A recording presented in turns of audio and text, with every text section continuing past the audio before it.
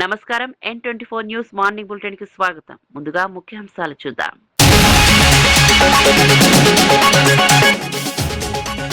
మహారాష్ట్రలోని షోలాపూర్ జిల్లాలో ఘోర ప్రమాదం. ప్రయాణికులతో వెళ్తున్న పికప్ వ్యాన్ అదుపు తప్పి బావిలో పడిన వైనం. ఈ దుర్ఘటనలో 8 మంది అక్కడికక్కడే మృతి. ఘటనా స్థలంలో సహాయక చర్యలు, ప్రమాదానికి గల కారణాలపై పోలీసుల దర్యాప్తు.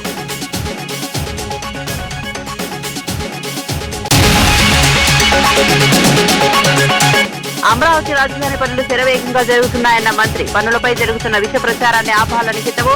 వర్షం వస్తే పనులు ఆగిపోతాయన్న వార్తలను ఖండించిన లోకేష్. పనుల పురోగతిని చూపిస్తూ ఎక్స్ వేదికగా వీడియో విడుదల.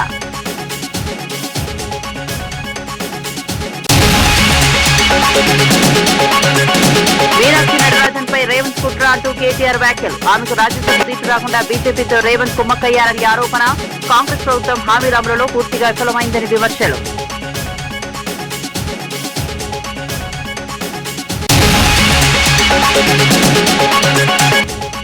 కాకినాడ జిల్లాలో తప్పిపోయిన చిన్నారి జ్ఞానేశ్వరి కోసం గాలింపు ముమ్మరం. ఉప ముఖ్యమంత్రి పవన్ కళ్యాణ్ ఆదేశాలతో రంగంలోకి దిగిన ఎన్డీఆర్ఎఫ్. చిన్నారితో పాటు ఉన్న పెంపుడు కుక్క మృతి చెందడంతో పెరిగిన ఉత్కంఠ.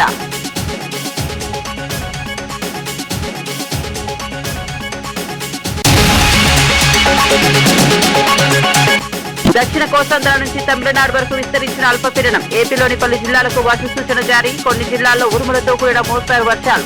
మరికొన్ని చోట్ల తేలికపాటి జల్లులు పడే అవకాశం. ప్రజలు అప్రమత్తంగా ఉండాలని అధికారులు సూచన. ఇక వార్త వివరాల్లోకి వెళ్తే మహారాష్ట్రలోని షోలాపూర్ జిల్లాలో ఘోర రోడ్డు ప్రమాదం చోటు చేసుకుంది. ప్రయాణికులతో వెళ్తున్న పికప్ వ్యాన్ అదుపు తప్పి రోడ్డు పక్కన ఉన్న బావిలో పడటంతో 8 మంది ప్రాణాలు కోల్పోయారు. మృతుల్లో 4 మహిళలు, 4 చిన్నారులు ఉన్నట్లు పోలీసులు తెలిపారు. వీరంతా పండరీపూర్ తాలూకాలోని రంజని గ్రామానికి చెందిన ఒకే కుటుంబ సభ్యులు, బంధువులుగా గుర్తించారు. మార్వాడ్లోని ఆలయంలో దర్శనం ముగించుకుని స్వగ్రామానికి తిరిగి వస్తుండగా ఈ విషాదం చోటు చేసుకుంది. ప్రమాదం జరిగిన బావికి రక్షణ గోడ లేకపోవడమే ప్రధాన కారణమని స్థానికులు ఆరోపిస్తున్నారు. ఘటనపై అధికారులు విచారణ ప్రారంభించారు. బాధిత కుటుంబాలకు ప్రభుత్వం తక్షణ సాయం అందించాలని ప్రజాప్రతినిధులు డిమాండ్ చేస్తున్నారు. సహాయక చర్యలను జిల్లా యంత్రాంగం పర్యవేక్షిస్తోంది. అమరావతి రాజధాని నిర్మాణ పనులు నిరంతరాయంగా జరుగుతున్నాయని మంత్రి నారా లోకేష్ స్పష్టం చేశారు. రాజధాని పనులు ఆగిపోయాయని, వర్షానికి మునిగిపోతోందని జరుగుతున్న ప్రచారాన్ని ఆయన ఖండించారు. నిర్మాణాల పురోగతిని చూపిస్తూ వీడియోను సామాజిక మాధ్యమాల్లో విడుదల చేశారు. అసెంబ్లీ, హైకోర్టు, ఐకానిక్ టవర్లు, ప్రధాన రహదారులు, రిజర్వాయర్ల పనులు వేగంగా జరుగుతున్నాయని వివరించారు. ఎమ్మెల్యేల, ఎమ్మెల్సీలు, మంత్రుల నివాస సముదాయాల నిర్మాణాలు కూడా చురుగ్గా సాగుతున్నాయని తెలిపారు. క్షేత్రస్థాయిలో జరుగుతున్న పనులను ప్రజలు స్వయంగా గమనించాలని కోరారు. వాస్తవాలను పక్కన పెట్టి దుష్ప్రచారం చేయడం సరైంది కాదన్నారు. అమరావతిని ప్రపంచ స్థాయి రాజధానిగా తీర్చిదిద్దేందుకు ప్రభుత్వం కట్టుబడి ఉందని లోకేష్ స్పష్టం చేశారు.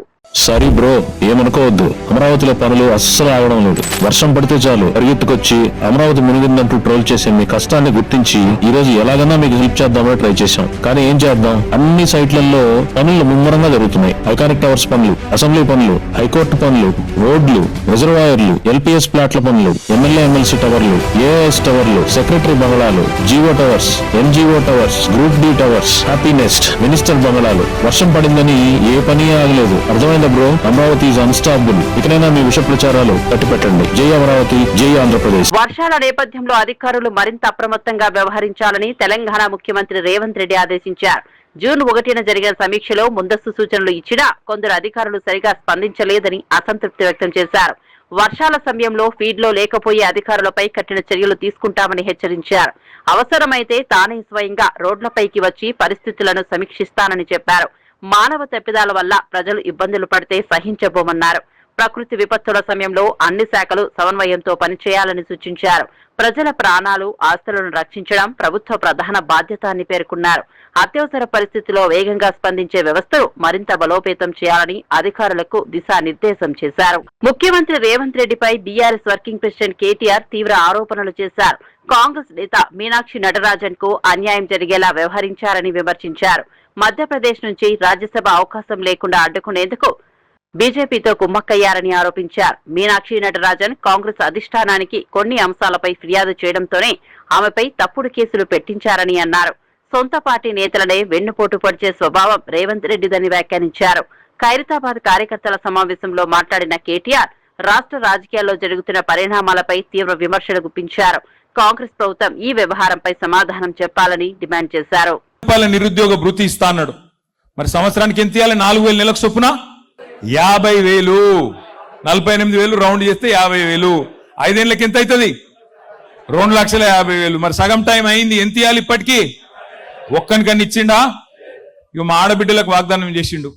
అత్తకు 4,000, కోడలకు అత్తకు 4,000, కోడలకు 2,500.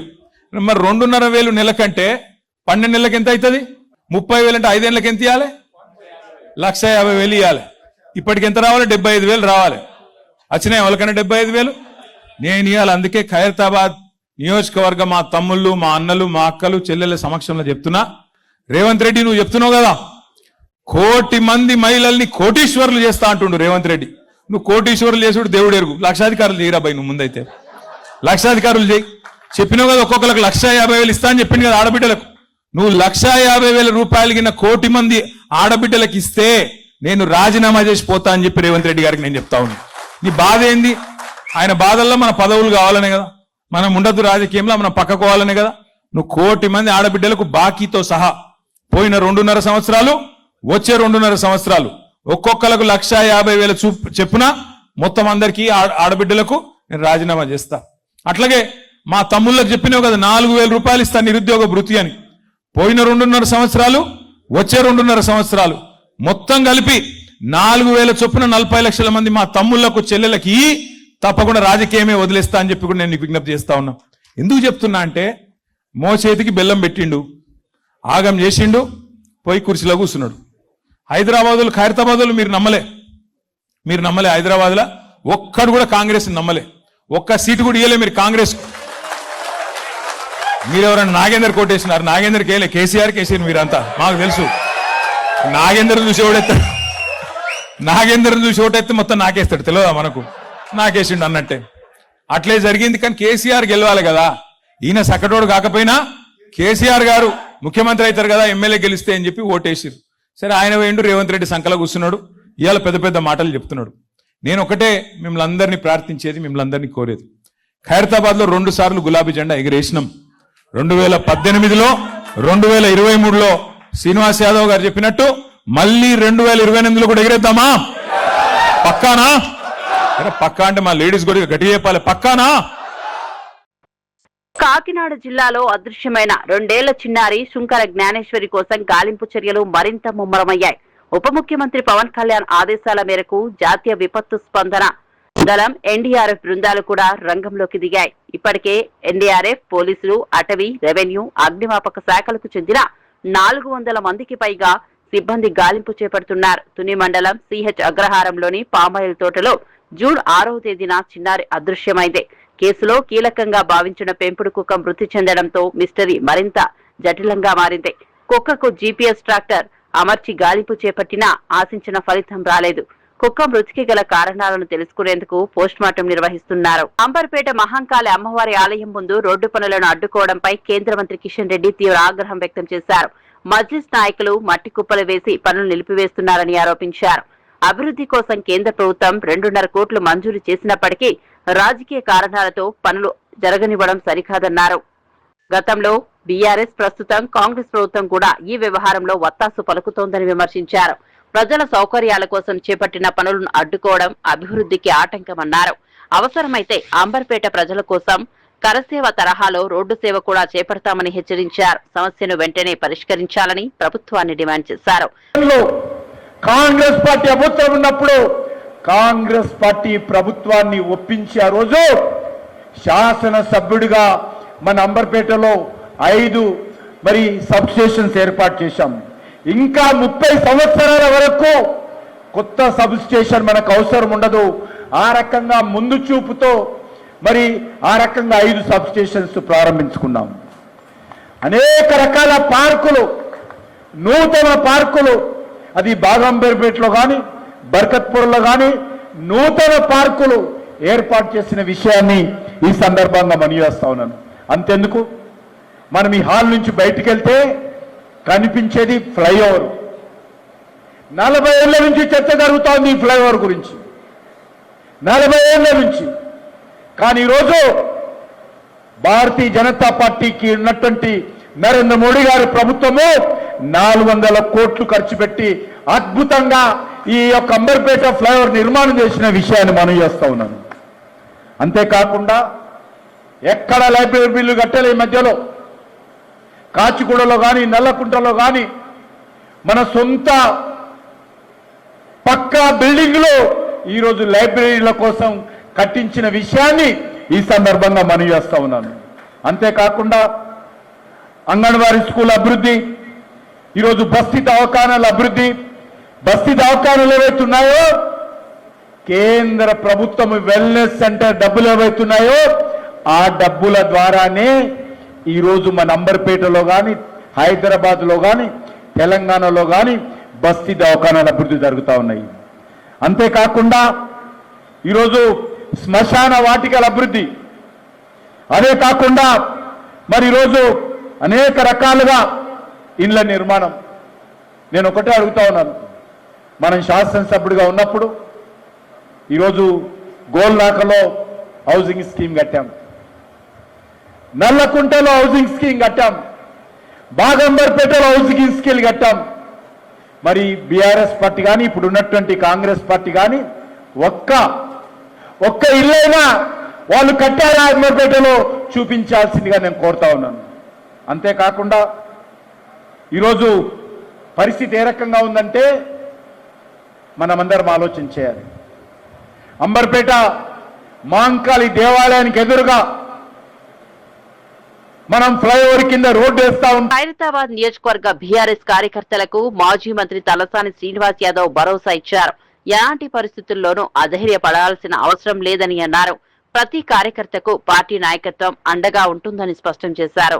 కాంగ్రెస్ ప్రభుత్వం ఇచ్చిన హామీలను అమలు చేయడంలో విఫలమైందని విమర్శించారు. ప్రజలను మోసం చేసిన వాగ్దానాలపై రాజీ లేని పోరాటం కొనసాగిస్తామని చెప్పారు. పార్టీ కార్యకర్తలు ప్రజల మధ్య ఉండి ప్రభుత్వ వైఫల్యాలను ఎత్తి చూపాలని సూచించారు. రాబోయే రోజుల్లో బీఆర్ఎస్ మరింత బలపడుతుందని ధీమా వ్యక్తం చేశారు. కార్యకర్తలే పార్టీ బలమని పేర్కొంటూ అందరూ ఐక్యంగా పనిచేయాలని పిలుపునిచ్చారు. మీ నాయకత్వం మీద నమ్మకం ఏర్పడుతుంది కాబట్టి ఈ కార్యక్రమాలను అన్ని మనం ముందుకు తీసుకెళ్లవలసినటువంటి అవసరం ఉన్నది. ఎస్ఐఆర్ కానీ మెంబర్షిప్ కానీ ఒక నెల కార్యక్రమం, అది కేటీఆర్ గారు చెప్తారు ఆ విషయం. ఓన్లీ 1 month కార్యక్రమం. కానీ దినానికి మనం పొద్దున లేస్తే 9 గంటల నుంచి సాయంత్రం 8 గంటల వరకు 7 గంటల వరకు అనుకుందాం, 10 గంటలైతే ఖాళీ ఉంటాం కదా.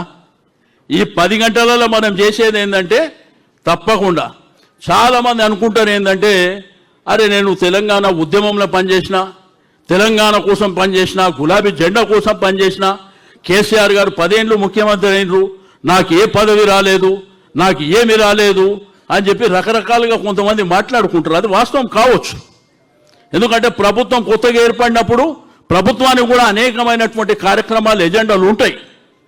కానీ ఒకటి మాత్రం గుర్తుంచుకోండి, ఈ గులాబీ జెండాని అన్నిటికంటే పెద్ద పదవి. ఈ జెండాకు ఉన్నటువంటి వాల్యూ ఏంది ఎరకనా? మీ బస్తీలో నీళ్లు రాకపోతే వాళ్ళు నీ దగ్గరికే ఎందుకు వస్తుండ్రు? ఎందుకు వస్తున్నారు నీ దగ్గరికే? ఈ జెండాకు ఉన్నటువంటి పవర్, ఈ గులాబీ పార్టీలో ఉన్నటువంటి పవర్ నీ ఇంటికి రప్పిస్తుంది. ఆడ 300 ఇండ్లుంటే నిన్నే నాయకునిగా అక్కడ పేపర్లు ఎందుకు వస్తుంది? ఈ యొక్క జెండాకు ఉన్నటువంటి పవర్. మన ప్రభుత్వం వచ్చినప్పుడు ఎన్ని మేళ్లు చేసినాం, పెన్షన్లు ఇచ్చినాము, రకరకాల కార్యక్రమాలు, రోడ్లు వేయించినాం, ఇండ్లు కట్టించినాం, ఫ్లైఓవర్లు కట్టినాం, పార్కులు కట్టినాం, వైకుంఠ ధామాలు కట్టినాం, పంజగుట్ట బొందలు గడ్డ అంటాం కదా మనం. అప్పుడు ఎట్లుండే, ఇప్పుడు ఎట్లుంది? ఎవరు చేశారు? అంటే కేసీఆర్ గారి ఆలోచన అంతవరకు వెళ్ళింది. ఇప్పుడు చూస్తున్నాం ఈ ప్రభుత్వాన్ని, అదే ఫ్రీగా నీళ్ళు ఇచ్చినాము, డబుల్ బెడ్రూమ్ ఇల్లు కట్టించినాము, నిమ్స్ హాస్పిటల్ కడుతున్నాము, సన్న బియ్యం ఇచ్చి చాలా కార్యక్రమాలు చేసినాం. మనకు 100 ఉన్నాయి. మీరు ఎస్ఐఆర్లో కూడా మెంబర్షిప్ పోయినప్పుడు కూడా 5 నిమిషాలు వాళ్ళతో కూర్చున్నప్పుడు వాళ్ళకి అడగండి ఉత్తగానే, ఏమ్మా నీ బిడ్డ పెళ్లి చేసినావంట, తులం బంగారం ఇచ్చిండంట రేవంత్ రెడ్డి అంటే ఆమె ఆడ నుంచి స్టార్ట్ చేస్తుంది. అది నీకు ఎలక్షన్ వరకు రిజిస్టర్ అవుతుంది. అక్క నీకు 2500 ఇచ్చిండ్రంట కదా అంటే ఆమె నువ్వేమని అవసరం లేదు, ఆ షురూ చేస్తుంది. తాతలు అవ్వల దగ్గర పోయి పెన్షన్ కేసీఆర్ ఇచ్చినప్పుడు 2000 ఇచ్చిండంట కదా, వీడు వచ్చి 4000 ఇస్తుండంటే ఆమె వేసుకుంటేనే అది నీకు ఎలక్షన్ వరకు ఉపయోగపడుతుంది. ఇవన్నీ చిన్న చిన్న విషయాలు. మనం ఇంటికాడ కూర్చొని అది చేసినాం ఇది చేసినాం కంటే మీరు రోజు మీ డివిజన్లో 50 మంది ఉంటే 50 మంది, 100 మంది ఉంటే 100 మంది కార్పొరేటర్గా కాంటాక్ట్ చేద్దాం అనుకున్నటువంటి ఎవరైతే ఆస్పిరేట్స్ ఉన్నారో వెళ్ళండి మీరు బయటికి. నీ శక్తి 50 మందితో వెళ్తావా, 100 మందితో వెళ్తావా, 200 మందితో ఎల్లు బస్తీలో తిరుగు గులాబీ. హైదరాబాద్ అభివృద్ధి విషయంలో బీఆర్ఎస్ కాంగ్రెస్ పార్టీలు ప్రజలను తప్పుదోవ పట్టిస్తున్నాయని బీజేపీ రాష్ట్ర అధ్యక్షుడు రామచంద్రరావు ఆరోపించారు. ఫ్యూచర్ సిటీ పేరుతో ప్రజలను మోసం చేస్తున్నారని విమర్శించారు. మూసీ ప్రక్షాళనకు బీజేపీ వ్యతిరేకం కాదని, కానీ ప్రాజెక్టుల పేరుతో పేదలను రోడ్డున పడేయడాన్ని వ్యతిరేకిస్తున్నామని చెప్పారు. తెలంగాణ అభివృద్ధికి కేంద్ర ప్రభుత్వం అందించిన నిధులపై బహిరంగ చర్చకు సిద్ధమని సవాల్ విసిరారు. ప్రభుత్వం శ్వేతపత్రం విడుదల చేసి ప్రజలకు వాస్తవాలు చెప్పాలని డిమాండ్ చేశారు. రాబోయే జీహెచ్ఎంసీ, మల్కాజ్గిరి, సైబరాబాద్ ఎన్నికల్లో బీజేపీకి మద్దతు ఇవ్వాలని ప్రజలను కోరారు. హైదరాబాద్ భవిష్యత్తును కాపాడేందుకు బీజేపీ కట్టుబడి ఉందని పేర్కొన్నారు.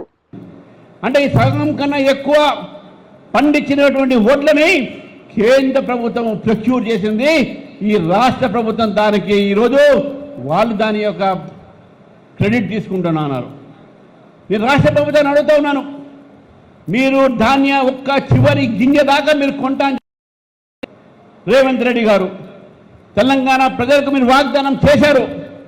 చివరి ధాన్యం దాకా మేము కొంటామని, చివరి ధాన్యం దాకా. ఇప్పుడు ఏమంటున్నారు, కేంద్రం ధాన్యం కొనాలంటున్నారు. మరి నువ్వు ఎందుకయ్యా ముఖ్యమంత్రి? చెప్పింది నువ్వు, ముఖ్యమంత్రి గడ్డ ఎక్కింది నువ్వు. అమ్మ కొనాల్సిందా ఎవరా అంటే కిషన్ రెడ్డి కొనాలి అంట, సంజయ్ గారు కొనాలంట, మా ఎంపీలు కొనాలంట. ఇది ఎక్కడ న్యాయం అని చెప్పి రేవంత్ రెడ్డి గారిని అడుగుతా ఉన్నాను. ఈరోజు ముఖ్యమంత్రి నువ్వు, నీ పని కూడా మా భారతీయ జనతా పార్టీ ఎంపీలు చేయాలని కోరుకుంటా అంటే నువ్వు ఎందుకు ముఖ్యమంత్రి ఇంకా అని చెప్పి అడుగుతా ఉన్నాను. ముఖ్యమంత్రి గారిని అడుగుతున్నాను, మా ఎంపీల మీద మా మంత్రుల మీద స్టేట్మెంట్లు ఇస్తూ ఉన్నారు. వీళ్ళు రిజైన్ చేయాలి, మాకేం రాలేదు, తెలంగాణకు ఏం తీసుకురావట్లేని చెప్పేసి. నేను మళ్ళీ చెప్తాను రేవంత్ రెడ్డి గారికి, ఒక్కసారి తెలంగాణలో జరిగినటువంటి అభివృద్ధి కార్యక్రమాలు చూడండి. చెప్పుకుంటున్నట్టు ధాన్యాన్ని కూడా, ఆ ధాన్యం కొన్నది కేంద్ర ప్రభుత్వం, ఒక్కొక్క ధాన్యానికి చెల్లించింది కేంద్ర ప్రభుత్వం అని చెప్పి. ఇది అబద్ధం అంట. చర్చకు వస్తామని చెప్పేసి కూడా సిద్ధంగా అని చెప్తాను. ఈ రాష్ట్రంలో ఏం తెచ్చింది కేంద్ర ప్రభుత్వం కాదా? సెంట్రల్ యూనివర్సిటీ ములుగులో ఇచ్చింది కేంద్ర ప్రభుత్వం కాదా? రామగుండం ఫర్టిలైజర్ కార్పొరేషన్ ఇచ్చింది కేంద్ర ప్రభుత్వం కాదా? జాతీయ రహదారులు ఇస్తుంది కేంద్రం కాదా? వరంగల్ కోచ్ ఫ్యాక్టరీ ఇస్తుంది కేంద్ర ప్రభుత్వం కాదా? వరంగల్లో ఉన్నటువంటి ఒక కాజీపేట కాకుండా వరంగల్లో టెక్స్టైల్ పార్క్ తీసుకొచ్చింది కేంద్ర ప్రభుత్వం కాదా? జహీరాబాద్ లో ఇండస్ట్రియల్ పార్క్ తీసుకొచ్చింది కేంద్ర ప్రభుత్వం కాదా? ఏం చేయదు కేంద్ర ప్రభుత్వం ఈ రాష్ట్రానికి చెప్పి అడుగుతా ఉన్నాను రేవంత్ రెడ్డి గారిని. 13 లక్షల కోట్లతోని ఇప్పటికు తెలంగాణ అభివృద్ధి కేంద్ర ప్రభుత్వం ఖర్చు పెట్టిన విషయాన్ని మనం గుర్తుపెట్టుకోవాలి. నోరు లేదే, అబద్ధాలే మాట్లాడుతున్నారు. మీ ఎంపీలు రిజైన్ చేయాలని చెప్పి మీరు మున్సిపల్ శాఖ మంత్రి రేవంత్ రెడ్డి గారు, మీరు ముఖ్యమంత్రి కాదు, మున్సిపల్ అడ్మినిస్ట్రేషన్ కూడా మీ దగ్గరే ఉంది. మొన్న ఒక్కరోజు హైదరాబాద్లో వాన పడితే ప్రజలు అతలాకుతలం అయిపోయారు. ట్రాఫిక్ స్తంభించిపోయింది. అల్వాల్లో 2 పిల్లలు జన మీ యొక్క మంత్రిత్వం బాధ్యత కాదా? అదే మున్సిపల్ అడ్మినిస్ట్రేషన్ మినిస్టర్గా మీ బాధ్యత కాదా? మీరు రిజైన్ చేస్తారా అని అడుగుతా ఉన్నారు. ఈ హైదరాబాద్ సిటీ నగరాన్ని మీరు డెవలప్మెంట్ కోసం చేయాలని అనుకుంటే ఈ యొక్క వానాకాలం వస్తుంది, వానక ముందే సిల్టింగ్ చేయాలి, వానక ముందే నాలాలు తుడవాలి. బీఆర్ఎస్ కార్యకర్తలను పోలీసులు వేధిస్తే సహించబోవని మాజీ మంత్రి హరీష్ రావు హెచ్చరించారు. కాంగ్రెస్ నేతల ఒత్తిడితో అధికారులు ఏకపక్షంగా వ్యవహరిస్తున్నారని ఆరోపించారు. చట్టాన్ని ఉల్లంఘించి రాజకీయ కక్ష సాధింపులకు పాల్పడే అధికారులపై భవిష్యత్తులో చట్టపరమైన చర్యలు తప్పవన్నారు. రాష్ట్రంలో మళ్లీ కేసీఆర్ ప్రభుత్వమే వస్తుందని ధీమా వ్యక్తం చేశారు. పార్టీ కార్యకర్తలు ఎలాంటి ఒత్తిళ్లకు భయపడవద్దని సూచించారు. ప్రజల కోసం పోరాటం కొనసాగించాలని పిలుపునిచ్చారు. అధికార దుర్వినియోగానికి పాల్పడే వారిని ప్రజలు తగిన సమయంలో గుణపాఠం చెబుతారని అన్నారు. బీఆర్ఎస్ కార్యకర్తల హక్కులను కాపాడేందుకు పార్టీ అండగా ఉంటుందని స్పష్టం చేశారు. అందరికీ పేరు పేరున నమస్కారం. మిత్రులారా, ఇవాళ ఈ program SIR special intensive revision అంటే ఈ మధ్యకాలంలో దేశవ్యాప్తంగా కూడా బీజేపీ ప్రభుత్వం ఓట్ల ఏరివేతతో కొన్ని పార్టీలను దెబ్బతీసే కుట్ర చేస్తా ఉంది అని మనందరం కూడా వింటా ఉన్నాం. ఏంటి అసలు ఈ SIR ఏంటి? ఒక రాజకీయ పార్టీగా పోలింగ్ బూత్ ఏజెంట్లుగా మనం ఏం చేయాలో మాట్లాడుకోవాల్సిన అవసరం ఉంది. నిజానికి SIR అనేది ఈ దేశంలో ప్రతి 20 సంవత్సరాలకు ఒకసారి జరగాలని భారత రాజ్యాంగంలో పొందుపరచబడ్డది.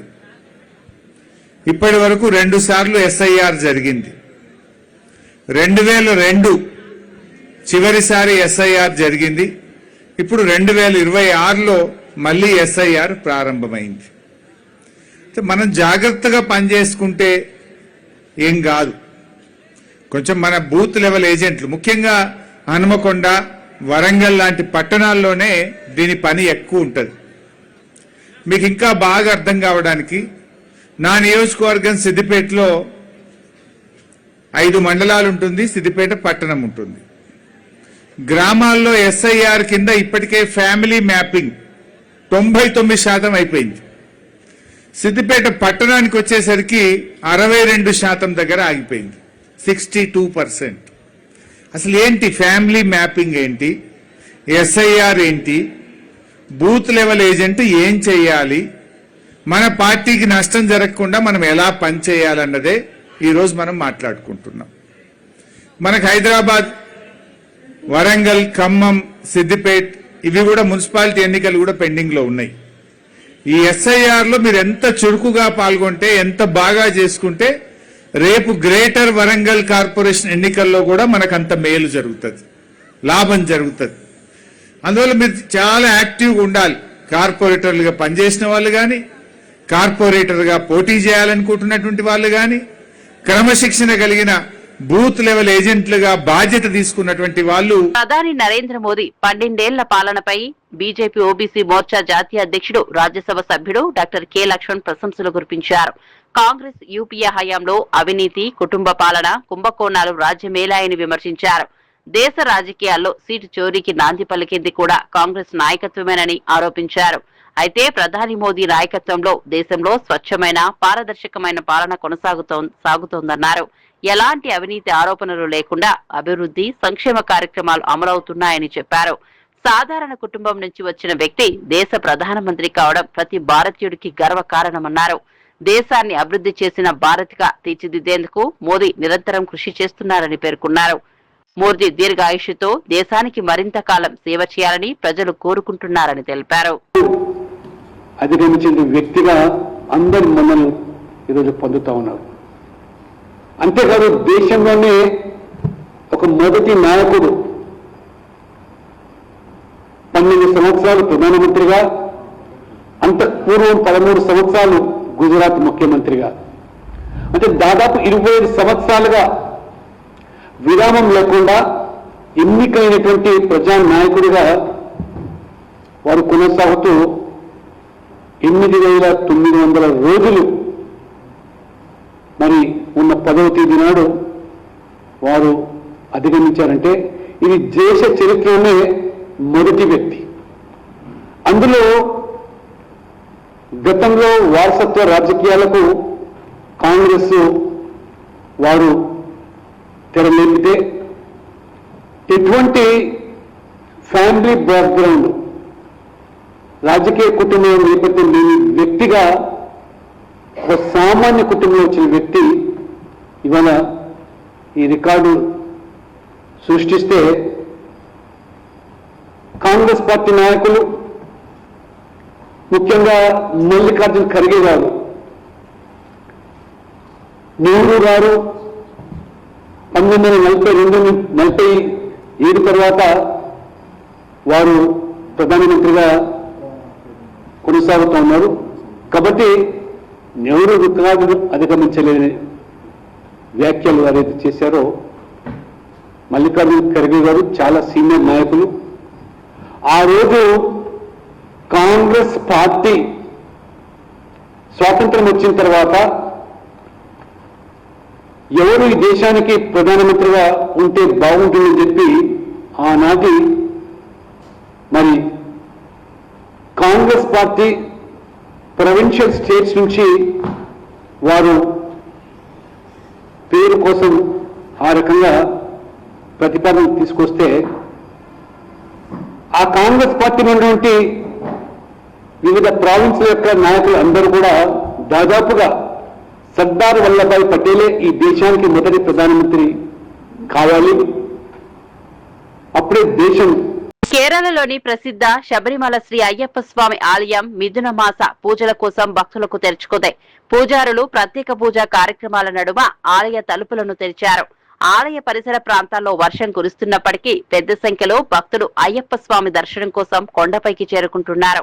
దర్శనానికి వచ్చే భక్తులు ముందుగానే అధికారిక వెబ్సైట్ లో వర్చువల్ క్యూ బుకింగ్ చేసుకోవాలని ఆలయ అధికారులు సూచించారు. మిథున మాస పూజలు, ప్రత్యేక ఆరాధనలు పలు రోజుల పాటు కొనసాగనున్నాయి. పూజా కార్యక్రమాలు పూర్తయిన అనంతరం ఈ నెల 19న ఆలయాన్ని తిరిగి మూసివేయనున్నారు. మరోవైపు ఇటీవల వెలుగులోకి వచ్చిన బంగారం చోరీ కేసు దర్యాప్తులో భాగంగా ప్రత్యేక దర్యాప్తు బృందం ఆలయ పరిసరాల్లో తనిఖీలు నిర్వహిస్తోంది. భక్తుల రద్దీ, భద్రతా ఏర్పాట్లపై అధికారులు ప్రత్యేక దృష్టి సారించారు. శబరిమలలో ఆధ్యాత్మిక వాతావరణం నెలకొనగా స్వామి దర్శనం కోసం భక్తులు భారీగా తరలివస్తున్నారు.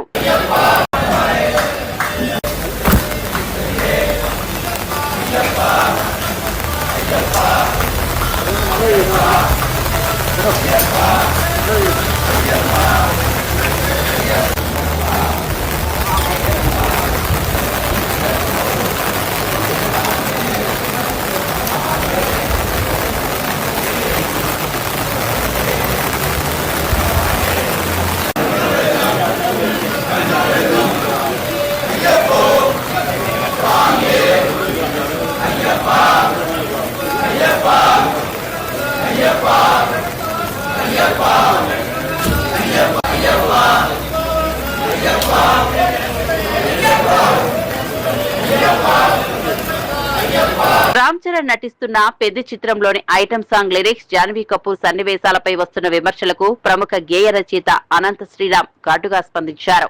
ఐటమ్ పాటను ఆస్వాదించే ప్రేక్షకులకు ఒక ప్రత్యేకమైన వినోదాన్ని అందించాలనే ఉద్దేశంతో ఆ పాటను రాశానని చెప్పారు. దానిని ఎంజాయ్ చేయలేని వాళ్లే అసలు ఐటమ్ గాళ్లంటూ విమర్శకులకు కౌంటర్ ఇచ్చారు. జాన్వీ కపూర్ పాత్ర, ఆమె సన్నివేశాలపై వస్తున్న అభ్యంతరాల గురించి కూడా ఆయన తన అభిప్రాయాన్ని వెల్లడించారు. ఒక దర్శకుడికి తన కథను, పాత్రలను తన దృష్టికోణంలో చూపించే స్వేచ్ఛ ఉండాలని పేర్కొన్నారు. ఆ స్వేచ్ఛ కూడా లేకపోతే భవిష్యత్తులో కమర్షియల్ సినిమాలు కాకుండా కేవలం డాక్యుమెంటరీలు మాత్రమే వస్తాయని వ్యాఖ్యానించారు. ప్రస్తుతం ఆయన చేసిన వ్యాఖ్యలు సోషల్ మీడియాలో వైరల్ అవుతున్నాయి. అనంత శ్రీరామ్ గారు, చాలా అరుదుగా వస్తుంది అన్ని రకాలైన పాటలు రాసే అవకాశం ఒక ఆల్బమ్లో చాలా అరుదుగా వస్తుంది. ఈ ఆల్బంలో కూడా మీరు అన్ని రకాలైన పాటలు రాసే అవకాశం వచ్చింది. ముఖ్యంగా ఐటమ్ సాంగ్ గురించి బయట రకరకాల చర్చ నడుస్తుంది. ఐటమ్ పాటను ఐటమ్ పాటగా స్వీకరించిన వాళ్ళు దాన్ని ఎంజాయ్ చేస్తుంటే ఇంకొంతమంది సాహిత్యం ఏంటి ఇలా ఉంది అని చెప్పి కొంత విమర్శ అయితే కనిపిస్తుంది సోషల్ మీడియాలో. దాని మీద మీ అభిప్రాయం ఏంటి? ఒకటి, నేను అనుకునేది ఐటమ్ పాటను ఐటమ్ సాంగ్లా ఆస్వాదించిన వాళ్ళు వాళ్ళకు ఒక స్పెషల్ ఐటమ్ రుచి చూపించినట్టు, ఐటమ్ సాంగ్ని ఐటమ్ సాంగ్ లాగా ఆస్వాదించిన వాళ్ళు వాళ్ళే ఐటమ్ గర్ల్ కింద లెక్క. ఇక ఆరోపణ అనేది నిర్దిష్టంగా ఉండాలి. మనకు వచ్చిన భావోద్వేగాన్ని ఏదో అరిసేయడానికో లేకపోతే ప్రత్యేకమైన ఎజెండాలు పెట్టుకుని మాట్లాడడానికో ఉంటే మనం దానికి సమాధానం చెప్పక్కర్లేదు. తాత్వికంగా ఆలోచించగలిగే వాళ్ళు, తార్కికంగా మాట్లాడగలిగే వాళ్ళు ఏ వాక్యం మీద ఏ ఆరోపణ నిర్దిష్టంగా చేసినా నిఖార్సైన సమాధానం ఇవ్వడానికి నిజాయితీగా సిద్ధంగా ఉంది. దక్షిణ కోస్తాంధ్ర నుంచి తమిళనాడు వరకు అల్పపీడనం విస్తరించిన నేపథ్యంలో ఆంధ్రప్రదేశ్లోని పలు జిల్లాల్లో వర్షాలు కురిసే అవకాశం ఉందని ఏపీ విపత్తుల నిర్వహణ సంస్థ తెలిపింది. సంస్థ మేనేజింగ్ డైరెక్టర్ ప్రఖర్ జైన్ వివరాల ప్రకారం మన్యం, అల్లూరి, తూర్పు గోదావరి, పశ్చిమ గోదావరి, ఏలూరు, కృష్ణా, ఎన్టీఆర్, పల్నాడు, ప్రకాశం, నెల్లూరు, నంద్యాల, తిరుపతి జిల్లాలో తేలికపాటి నుంచి మోస్తారు వర్షాలు కురిసే అవకాశం ఉంది. అలాగే శ్రీకాకుళం, అనకాపల్లి, కాకినాడ, కోనసీమ, గుంటూరు, బాపట్ల, చిత్తూరు జిల్లాల్లో కూడా జల్లులు పడే అవకాశం ఉందన్నారు. ఉరుములు, పిడుగులతో కూడిన వాతావరణం ఉండే అవకాశం ఉన్నందున ప్రజలు అప్రమత్తంగా ఉండాలని సూచించారు. చెట్ల కింద, భారీ హోర్డింగుల సమీపంలో నిలబడొద్దని సూచించారు. అత్యవసర పరిస్థితుల్లో స్థానిక అధికారులను సంప్రదించాలని సూచించారు.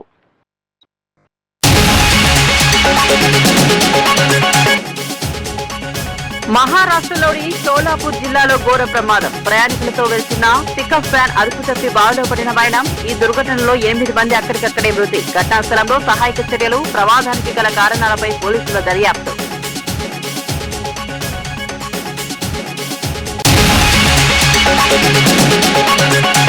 అమరావతి రాజధాని పనులు శరవేగంగా జరుగుతున్నాయన్న మంత్రి. పనులపై జరుగుతున్న విష ప్రచారాన్ని ఆపాలని హితవు.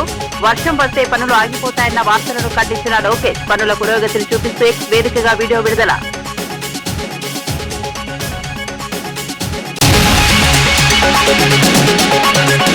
మీనాక్షి నటరాజన్పై రేవంత్ కుట్ర అంటూ కేటీఆర్ వ్యాఖ్యలు. ఆమెకు రాజ్యసభ సీటు రాకుండా బీజేపీతో రేవంత్ కుమ్మక్కయ్యారని ఆరోపణ.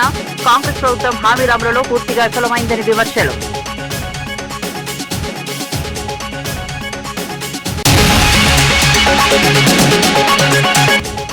కాకినాడ జిల్లాలో తప్పిపోయిన చిన్నారి జ్ఞానేశ్వరి కోసం గాలింపు ముమ్మరం. ఉప ముఖ్యమంత్రి పవన్ కళ్యాణ్ ఆదేశాలతో రంగంలోకి దిగిన ఎన్డీఆర్ఎఫ్.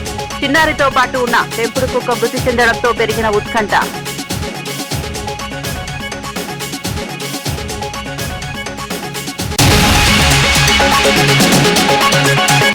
దక్షిణ కోస్తాంధ్ర నుంచి తమిళనాడు వరకు విస్తరించిన అల్పపీడనం. ఏపీలోని పలు జిల్లాలకు వర్ష సూచన జారీ. కొన్ని జిల్లాల్లో ఉరుములతో కూడిన మోస్తారు వర్షాలు. మరికొన్ని చోట్ల తేలికపాటి జల్లులు పడే అవకాశం. ప్రజలు అప్రమత్తంగా ఉండాలని అధికారులు సూచన. 24 న్యూస్ బులెటిన్ విశేషాలు. మరిన్ని వార్తలతో మళ్ళీ కలుద్దాం. నమస్తే.